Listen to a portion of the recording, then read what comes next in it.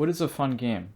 Fun, as I define it, is the feedback the brain gives us when we are absorbing patterns for learning purposes. Ralph Koster.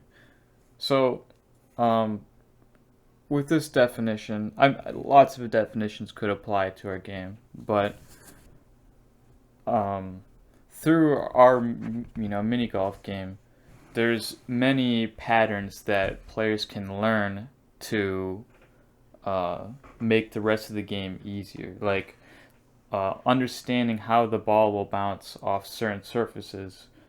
Those are all patterns that can be learned to um, complete levels, and that's part of the joy of the game is learning how to use combinations of power-ups and surfaces and other elements of the game to complete the courses in the fewest number of strokes. A fun game can hold your attention through its replayability and the challenges the player must overcome. So yeah, our game does have high replayability because you can always get your score better. You can always improve your score.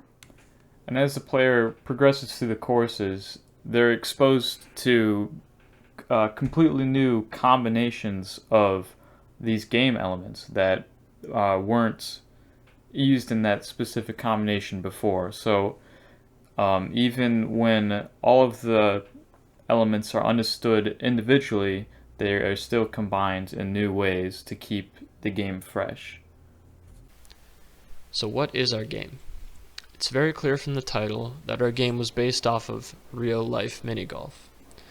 We felt that it wouldn't be good enough to just make a one-to-one copy of the real thing, so to remedy that, we added multiple power-ups and normally impossible level designs to make things more interesting. The player is supposed to navigate the levels in as few strokes as possible, all while learning about the effects of each power-up and the behaviors of the interactable level elements, like the pipes, buttons, and doors. The levels are all designed to increase in difficulty as the player progresses through the courses so that they don't start to feel the game is too easy. Our game fit well with our definition of fun, since the player receives constant feedback as they get closer to mastery over the game, and is encouraged to learn the best pattern or the path that takes the least strokes for each level. For the creation process, we used GameMaker Studio 2 as our design tool, GitHub for version control, and Discord plus in-class meetups for general communication. GameMaker Studio 2 is, of course, the latest version of the GameMaker series of game engines, IDEs, and programming languages. GitHub is a well-known version control software based on Git, and I think everyone in this class knows what Discord is, since we all have to be in a group Discord server to be in this class. So when we started doing level design for this game, we looked to full-size golf as well as mini golf to get our ideas of what these courses could have. More mini golf for what the layout would be, and more real golf courses for things like water and sand pits and like surfaces. Our first design process was we planned on having just basic mini golf courses with power ups added in and different surfaces. That evolved after we got our prototype in. We used what we had made for the prototype and made that a beginner course. Those levels were just mini golf courses that had no really challenge, no power ups or anything. And then the next courses after the prototype was turned in, we decided to make more puzzle solving type levels, and that opened everything up so we could allow for more power-ups, things like buttons to open doors and puzzles. So you had to get certain power-ups in order to hit different buttons or in order to even pass a certain area. And talking about our nullify power-up. So it allowed us to have more obstacles because these power-ups would nullify the obstacles, or more complex levels because you could get 3 balls at once and pick whatever one is closest or whatever was in a better position to hit. Along with conveyor belts being added in to add more of a obstacle, more of a challenge to the game. The design process for the second set of levels was very much slower and more methodical due to the thinking of how do we make every level into a puzzle, or how do we make this challenging but still doable if the player realizes that there are these power-ups that they can get. Alright. Feedback and how it changed the game. After revealing the prototype, our fellow classmate suggested that we add some new elements to enhance the user experience. To do this, we introduced some new power-ups to make the game a little more fun and give you some other objectives besides just going for the hole. So we introduced 2 new power-ups, which were Split and Nullify.